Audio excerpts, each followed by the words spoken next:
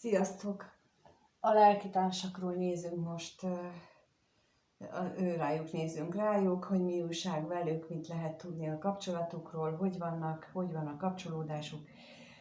A lelkitársak az én értelmezésemben bárki lehet párkapcsolat, de lehet munkatársi, szülő-gyermek kapcsolódás, és tulajdonképpen nem csak férfi és nő között lehetséges ebből kifolyólag, hanem azonos neműek között is, tehát a lelkitársi kapcsolódás az én értelmezésemben ilyen, és ami még fontos, hogy ők azért kerülnek egymás életébe, mert olyan lélekszerződést kötöttek egymással, hogy ők ebben az inkarnációban támogatják, segítik egymást. Persze nem mindig úgy, ahogyan azt mi emberként elgondoljuk, hanem úgy, ahogyan az a lelki fejlődésünkhöz hozzásegít. Például nekem gyakran voltak olyan ilyen lelkitársi kapcsolódásaim, ahol a pofonosztással segítettek pályára állnom, mondjuk így. És tényleg lelkitársi kapcsolódás volt, mert eleinte nagyon kellemes volt a viszony, és utána zuhanyként, illetve kiütésként értek ezek a pofonok. Szóval azért ezek is a lelkitársi kapcsolódáshoz tartoznak. Na, akkor megnézzük, hogy mit lehet tudni erről a kapcsolatról, hogy vannak ők egymással. Milyen az ő kapcsolatuk? Hogyan élik meg ők ezt a kapcsolódást?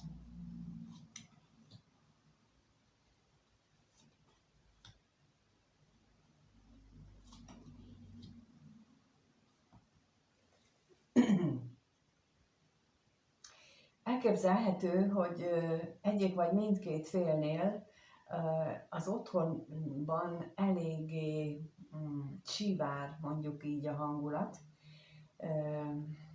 és emiatt valamiféle vágyakozás van benne, de ez már inkább sóvárgás. Tehát, hogy úgy valami olyanra vágyik, hogy változzon már meg itt ez az egész, minden tűnjön már el az életéből ez a sivárság, és legyen már itt valami jó, mert ez a jelenlegi már szinte tarthatatlannak érzi. Na, és akkor nézzük itt az ürességet, tehát a kevés pénzt kérnék szépen arra.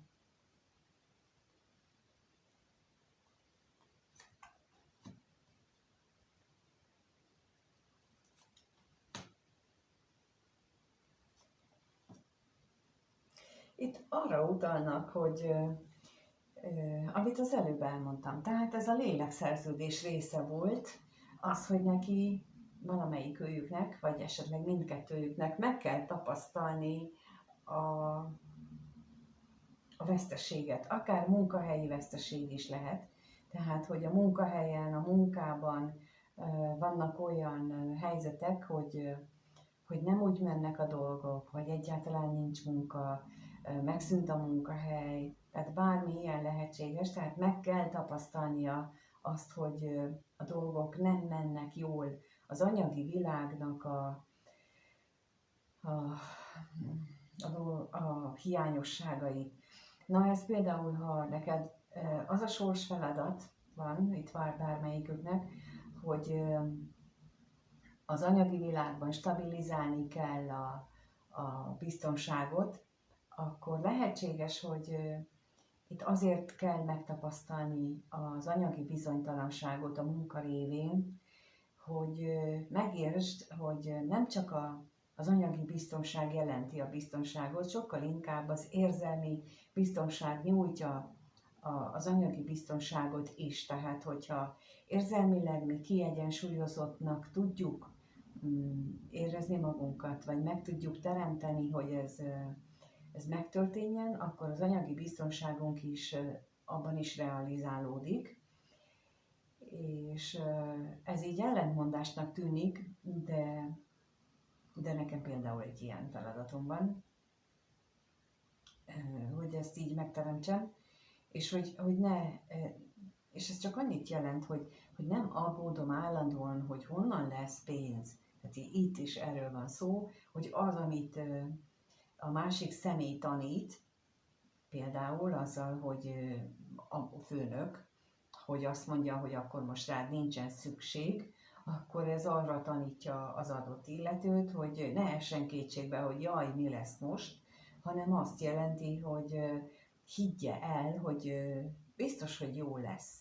Hogy eznek most így muszáj volt így történnie, mert itt már nincsen dolgom, és a következő munkahelyem az meg pont jó lesz. És amikor ezt így képesek vagyunk elhinni magunkban, akkor szokott jönni egy olyan váratlan ajánlat, hogy el sem hisszük, hogy tényleg már ilyet mondanak, és akkor utána kiderül, hogy hát pont erre vágytam. Na ez az, amit, ahogy szokta jutalmazni ezt a vakmerőségünket az égiek, az élet, hogyha merünk azt mondani, hogy oké, hát akkor elfogadom, hogyha most itt menni kell, akkor menni kell. Na de megnézzük itt a hamisságot, mi az, amihez ennyire ragaszkodnak ők.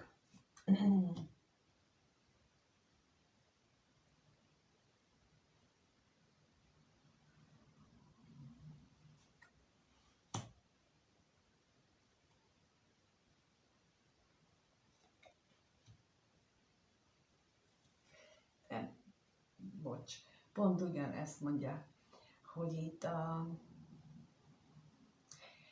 itt az értékeknek az túlzott, tehát az anyagi síkon való értékeknek, és akkor nem véletlenül jutott eszembe így a saját példán, tehát amit itt elmondtam, hogy itt nem tudjuk elképzelni, hogy mihez kezdünk akkor, ha megszűnik a munkahelyünk.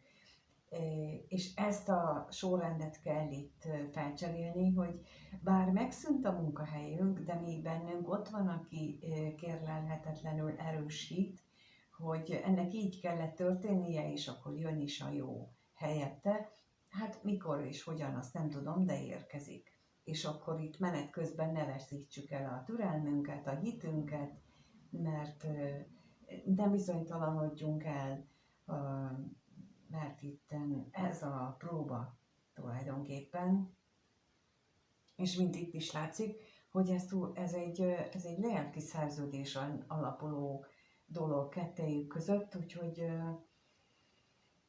az egyiknek, még az is lehet, hogy az egyiknek például mutatja azt, hogy ő milyen stabil és milyen erős, mert a másik például ilyen munkahelyi problémákkal küzdhet, és akkor így kapcsolódhat egymáshoz ez a lélektársi dolog, hogy ez a szerződés alapja nagyon sokféle módon megnyilvánulhat, vagy nagyon sokféleképpen köthettek ők erre alkut, mondjuk, leszületés előtt, hogy hogyan támogatják egymást, de így is lehet például, hogy nem csak a főnökünk, hogy azért küld el bennünket, mert hogy ő ezt a szerződést teljesíti, hanem például az is lehet, hogy akkor van itt az életünkben egy olyan személy, aki azt mutatja, hogy mindig van kiút, mindig van lehetőség, csak hinni kell benne, hogy megtörténik a csoda, akkor is, hogyha ennek semmi, de semmi esélye nincsen. Tehát lehet, hogy ők például egy ilyen másik vetületben ezt lehet látni, és akkor megnézzük, hogy egyébként hogyan gondolnak ők egymásra, milyen gondolataik vannak egymással kapcsolatban, ezeknek a lélektársaknak a gondolataira vagyunk kíváncsiak. Kettőt kérnék szépen először a férfi részéről, akit itt férfivel jelölünk, kettőt kérek arra. Milyen gondolata van a nő részére, vagy a nő irányába. És a női részről a férfi irányába. Úgy látom, hogy a férfi olyan elszakíthatatlan, erős kapcsolatot érez itt ezzel a lelkitársával, és mintha, tehát lehet, hogy ő ezzel nincs tisztában, amiről eddig beszéltem, de úgy érzi, mintha itt kettőjük között valamiféle szerződés jött volna létre, valamiféle ígéret, hogy nem hagyják egymást cserben, és És hogy ez ilyen erős, na de nézzük itt a szerencsétlenséget. És a levelet.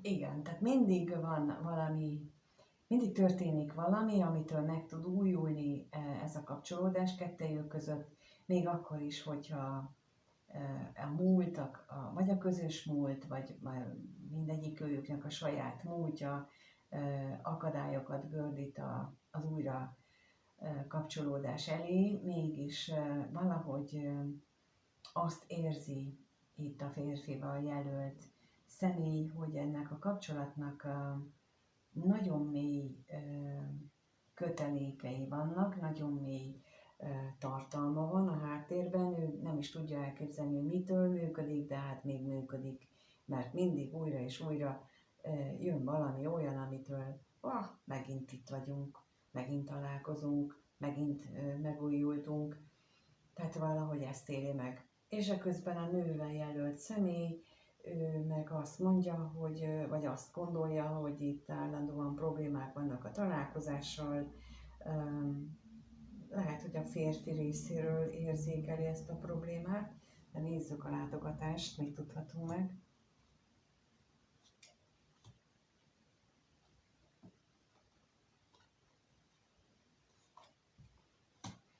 És a bosszúságra is.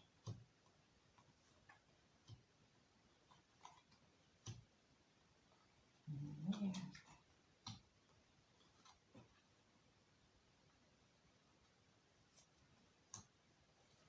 Mert hogy gyakran érezheti azt, hogy itt a találkozásaik, vagyis gondolja a női fél, hogy sokat bosszankodhat itt a férfi, mert hogy a találkozásaik azok nem úgy jönnek össze, vagy nem is kellene a találkozás, vagy a beszélnek róla, akkor az félresiklik a beszélgetés, és tulajdonképpen ez mindkettejüknek fájdalmat tud okozni, és lehet, hogy ezt a női fél érzékeli is, és azt is érezheti, vagy hát így a gondolataival is gondolja, hogy a férfi az azért óckodik a találkozástól, tehát azért nem akar találkozni, mert hogy fél, hogy miféle veszteségek érik, vagy milyen következményei lehet ennek a kettejük találkozásának. Na, hát akkor nézzük meg, hogy mit éreznek egymás iránt, mert ez így most nagyon érdekes volt, nem teljesen összhangban vannak, de milyen érzéseik vannak egymás iránt, kettőt kérek ismét, és először a férfi mit érez a nő iránt. És mit érez a nő a férfi iránt.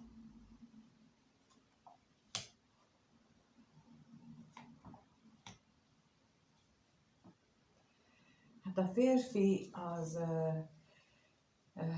rengeteget fordul befelé magába, a gondolataiba, az érzéseibe, állandóan vizsgálgatja azt, hogy most mi van bennem, mi ez itt, nem érti, nem tudja. Özvegyemberre kérnék szépen.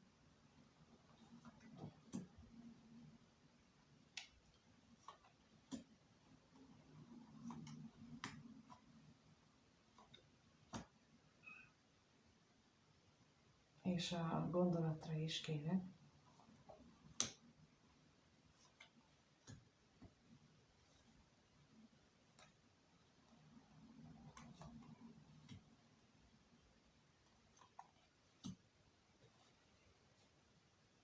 Abban az esetben, hogyha itt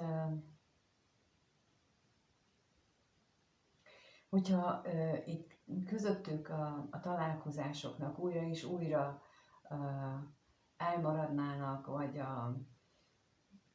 vagy nem úgy jönnének össze, akkor ez akadályozhatja a kettejük érzéseit, vagy a férfinak az érzéseit, hogy a találkozások elmaradnak, bár mégis úgy érzi, hogy az ő társa az, az nagyon fontos az életében, és a gondolataiban újra azt éli meg, hogy milyen jó lenne, hogyha lenne az életében egy nagyon szeretetteljes, boldog és szerencsés párkapcsolat. Hogy most tulajdonképpen így a lelkitársával összefüggésben gondolja-e? Hát elképzelhető, hogy igen, mert hogy ugye erre kérdeztük, hogy iránta mit érez.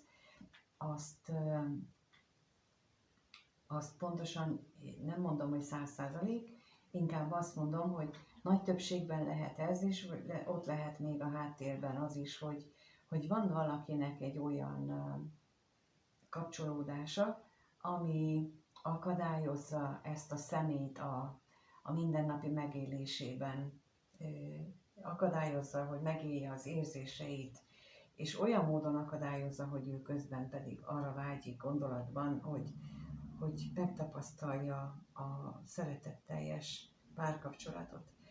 És a női félnél azt látom, hogy itt nagyon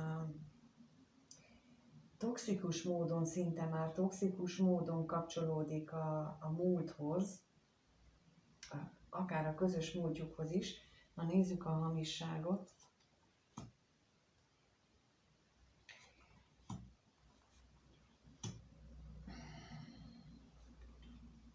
Még akkor is, hogyha ez tele volt bosszúsággal, veszekedéssel, veszteséggel, negatív dolgokkal, de olyan, mintha ő félne a bizonytalanságtól, a bizonytalan kimeneteltől. Itt akkor még az ajándékra kérnék szépen.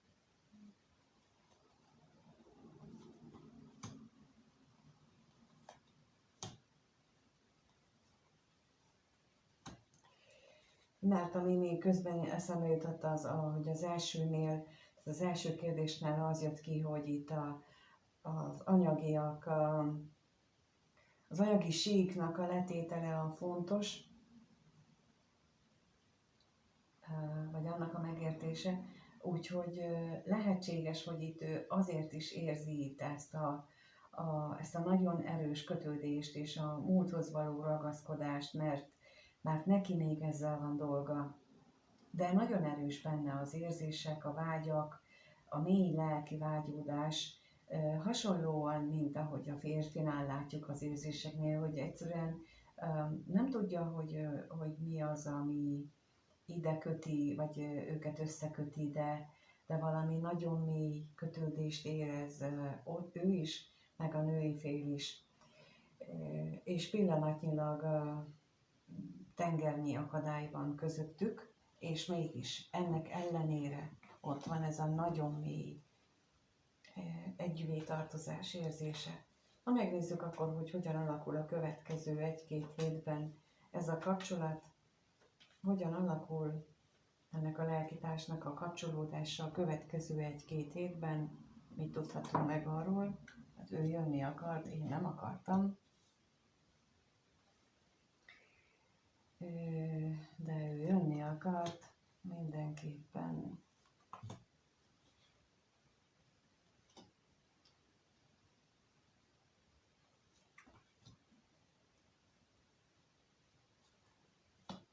Hát itt egy nagy változás küszöbén állnak ők, nagy megújulás, ami lehetséges, hogy egy vitából fog elindulni. Valahol valakinek nagy veszekedés néz ki. Na lássuk akkor itt a szerencsétlenséget.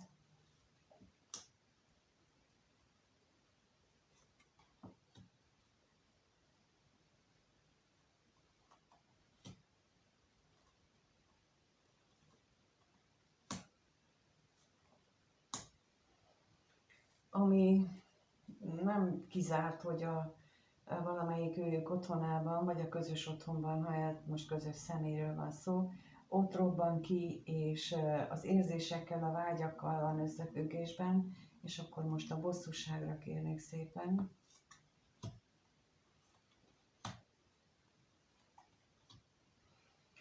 Miközben ugye nem biztos, hogy kimondanak minden szót, attól való félelmükben, hogy akkor akivel éppen vitáznak, azokat megbántanák, pedig nagyon sok esetben célszerűbb lenne egy kis megbántás, mint hogy éveken, évtizedeken keresztül a ki nem mondott szavak égessenek bennünket belülről, és úgy látom, hogy itt ennek nagyon döntő szerepe van ennek a ki nem mondott szavaknak ebben az átalakulásban. Lenézzük a halált, valahol mit tudható meg.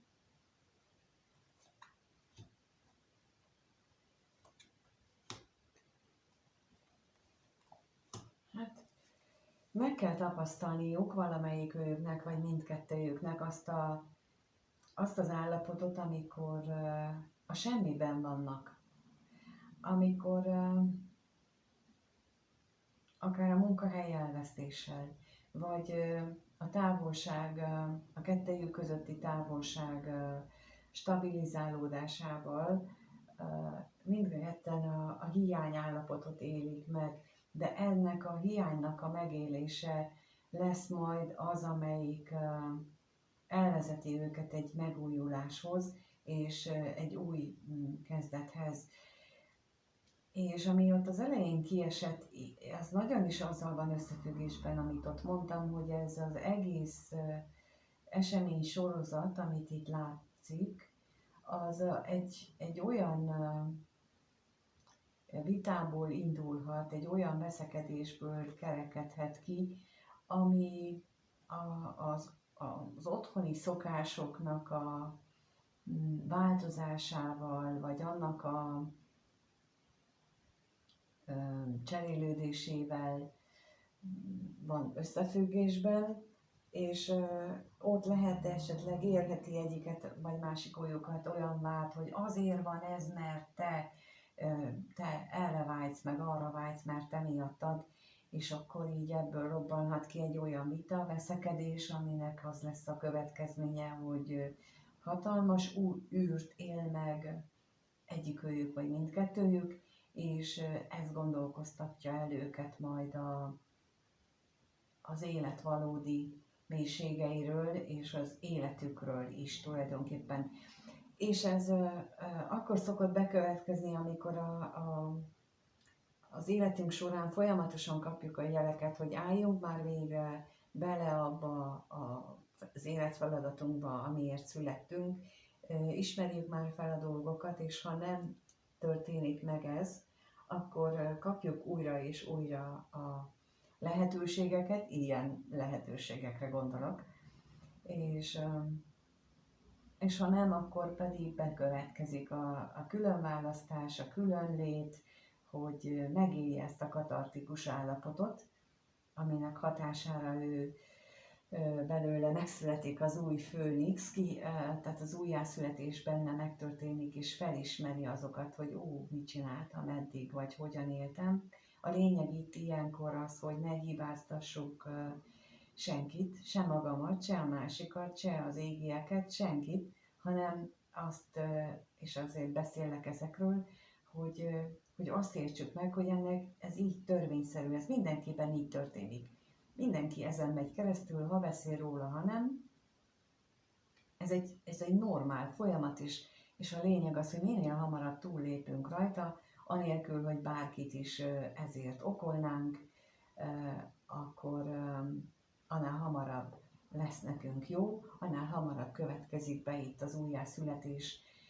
És tulajdonképpen ugyanez a halál folyamata is, amikor az életünknek a végén van is, és amikor én például ezt így megértettem, hogy odaállt így ez történik, akkor onnantól kezdve megszűnt bennem így a halálfélelem, és ez most valamiért fontos volt, hogy elmondjam, hogy ez megy végbe is. Egész életünkben ezt úgymond erre treníroznak bennünket, gyakorlatozunk, hogy ott majd, amikor odaérünk, akkor ilyen nyitott szívvel tudjunk menni, mint amiről most beszélek, hogy nincs mitől félni. Nem kell senkit okolni, nem kell semmit megbánni, illetve megbánhatunk és megbocsáthatunk másoknak is, de az, hogy ide jutottam, azt nem kell megbánni, mert ez egy természetes folyamat eredménye, mint ahogy is az életünknek is a vége, az is egy természetes folyamat.